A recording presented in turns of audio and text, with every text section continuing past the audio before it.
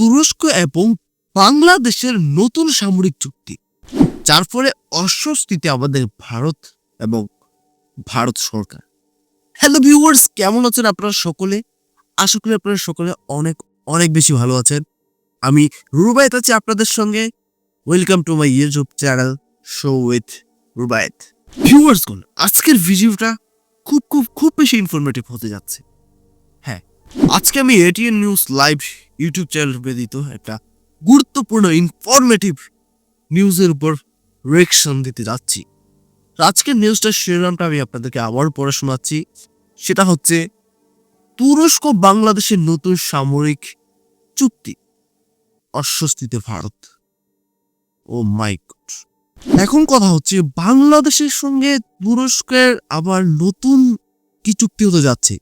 এর ফলে কি আমাদের ভারত কোনোভাবে ভয় পাচ্ছে, যার ফলে অস্বস্তি কাজ করছে ভিতরে? কি হচ্ছে বা কি হতে যাচ্ছে?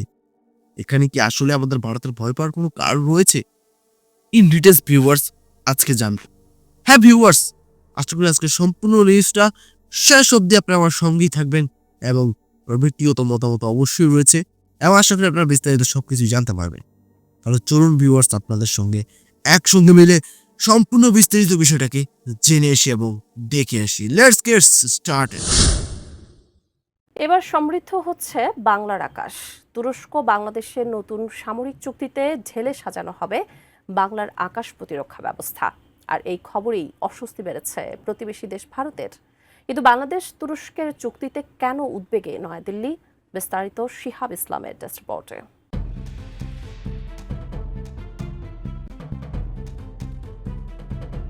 বিশ্ব রাজনীতির গতি প্রকৃতি বদলে দিতে পারে সম্প্রতি এমনই একটি খবর এসেছে এশিয়া টাইমসে। তুরস্ক এবং বাংলাদেশের মধ্যে একটি নতুন সামরিক চুক্তি কার্যকর হতে চলেছে, যা কেবল দক্ষিণ এশিয়ার সামরিক আকাশ শক্তি পুনর্গঠন করবে না, বরং ভারতের কৌশলগত পরিকল্পনাতেও তৈরি করেছে নতুন অস্বস্তি।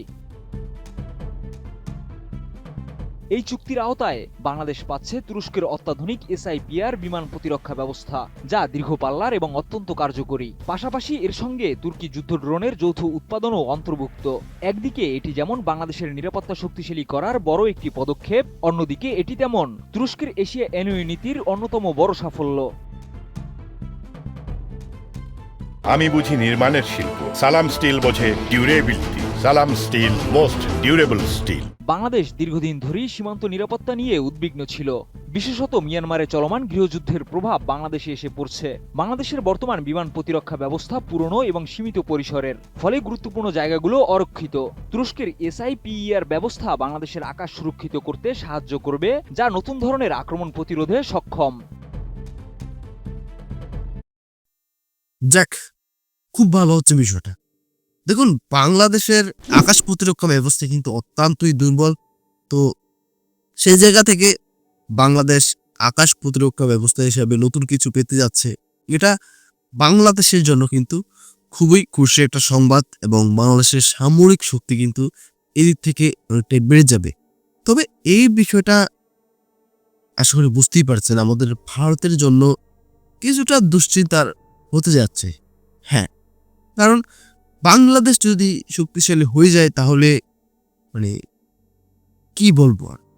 দেখুন, আমার একটাই কথা, বাংলাদেশ বাংলাদেশের মতো থাকুক, ভারত বাংলাদেশের সঙ্গে সম্পর্ক ভালো থাকুক, এটা আমি সব সময় চাই এবং এখনো চাই। হ্যাঁ, আমি যে প্রতিবেশী দেশের সঙ্গে ভালো সম্পর্ক থাকুক, এতে করে নিরাপত্তার যেই ঝুঁকিটা সেটা আর থাকে না, ঠিক আছে? তবে আমাদের ভারতের কিছু ভুলের জন্য এখন সম্পর্কটা আর আগের মতো নেই। সেই জায়গা থেকে বাংলাদেশ শক্তিশালী হলে আমাদের ভারতের টেনশন থাকে, চিন্তা থাকে, অস্বস্তি লাগে। কি বলবো আর, যদি সম্পর্ক ভালো থাকতো তাহলে কোনো সমস্যাই ছিল না। যে আমার বন্ধু শক্তিশালী হচ্ছে, নো প্রবলেম। বাংলাদেশও বলতো ভারত শক্তিশালী হচ্ছে, নো প্রবলেম। যাই হোক, চলুন বাকি ইস্যুটা দেখে আসি।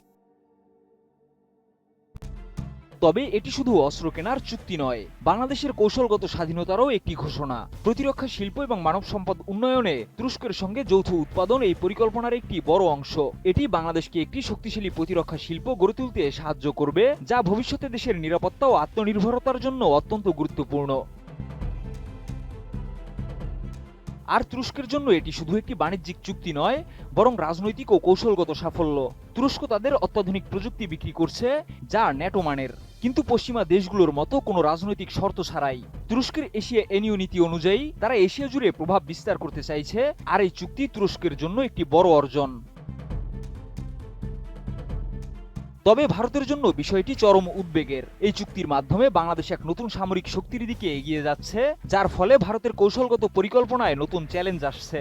বিশেষত তুরস্কের মতো ন্যাটো সদস্যের দেশ থেকে এমন প্রযুক্তি আসা ভারতের জন্য অস্বস্তিকর। ভারতের সামরিক পরিকল্পনায় এই চুক্তি একটি নতুন অনিশ্চয়তা সৃষ্টি করেছে, যেটি তারা আগে কখনো ভাবেনি।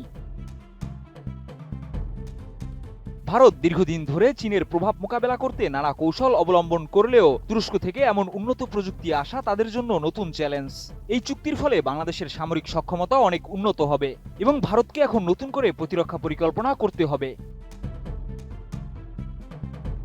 Shihab Islam, ATN news.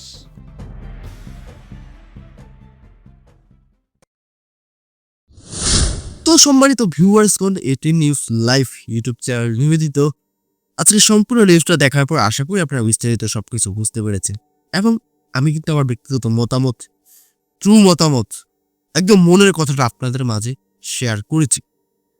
তো ভিউয়ার্সগণ, এখন মূল বিষয় আসি, সেটা হচ্ছে বাংলাদেশের আকাশ প্রতিরক্ষা বলুন, সামরিক শক্তি বলুন, সেটা কিন্তু রিসেন্টলি খুবই আপগ্রেড হচ্ছে, আগামীতে কিন্তু আরো আপগ্রেড হতে যাচ্ছে।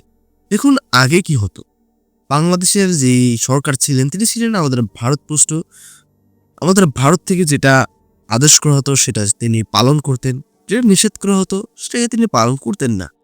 বাংলাদেশ পাওয়ারফুল কোনো মিসাইল বা পাওয়ারফুল কোনো যুদ্ধ বিমান বা পাওয়ারফুল কোনো অস্ত্র কিনে নি, কারণ এখানে আমাদের ভারতের নিষেধ ছিল, যেটা কিন্তু আমাদের ভারতের করা ঠিক হয়নি। বাংলাদেশ কখনোই ভারতের জন্য হুমকি হতো না, ঠিক আছে। যদি আমাদের ভারতের ছোট ছোট কিছু ভুল রয়েছে, ছোট বলবো না, বড় বড় কিছু ভুল রয়েছে, যার ফলে বাংলাদেশের সঙ্গে আমাদের ভারতের সম্পর্কটা আর আগের মতো নেই, কিন্তু এটা হওয়ার কথা ছিল না। তো যাই হোক ভিউয়ার্স, রিসেন্টলি বাংলাদেশ আমাদের ভারতের সঙ্গে কিন্তু আগের মতো সম্পর্ক নেই, এবং বাংলাদেশের সেই সরকারও কিন্তু আর নেই, ঠিক আছে। তো নতুন সরকার, নতুন কিছু হচ্ছে বাংলাদেশে, এবং বাংলাদেশ খুব বেশি আপগ্রেড হচ্ছে। তো রিসেন্টলি বাংলাদেশ তুরস্কের সঙ্গে একটা সামরিক চুক্তিতে একত্রিত হয়েছে, যেটা বাংলাদেশের সামরিক শক্তি আরো বাড়িয়ে দেবে, আর যার ফলে কিন্তু আমাদের ভারতের কিছুটা অস্বস্তি হচ্ছে। তো আমি সবসময় যেটা বলি, আবারও বলছি, বাংলাদেশ বাংলাদেশের মধ্যে থাকুক, আমাদের ভারতের এখানে নাক গলানো উচিত সেটা আমার মনে হয় না। তো যাই হোক ভিউয়ার্স, আপনাদের ব্যক্তিগত মতামত অবশ্যই কমেন্ট করে জানিয়ে যাবেন। দেখুন, ভালো চাইলে, মানে আপনি যদি কারো ভালো চান, সৃষ্টিকর তো আপনার ভালো যাবে, ঠিক আছে। কথায় আছে না, নিজে ভালো তো জগৎ ভালো। আশা করি বুঝতে পারছেন, সবার আগে নিজেকে ভালো হতে হবে। তো যাই হোক ভিউয়ার্স, এতক্ষণ যারা আমার সঙ্গে ছিলেন অবশ্যই আপনাদেরকে অসংখ্য ধন্যবাদ।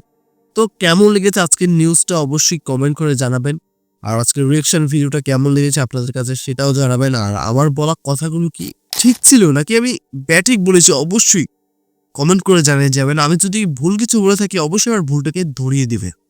হ্যাঁ ভিউয়ার্স, তো ভিউয়ার্স আজকের সম্পূর্ণ ভিডিওটা যদি ভালো লেগে থাকে আপনারা চাইলে কিন্তু আমার চ্যানেলটাকে সাবস্ক্রাইব করতে পারেন। তো ভিউয়ার্স বিদায় নিচ্ছি, এখানেই দেখা হবে পরবর্তী কোনো একটা ভিডিওতে। ততক্ষণ পর্যন্ত সকলে ভালো থাকবেন, সুস্থ থাকবেন, টাটা, বাই বাই।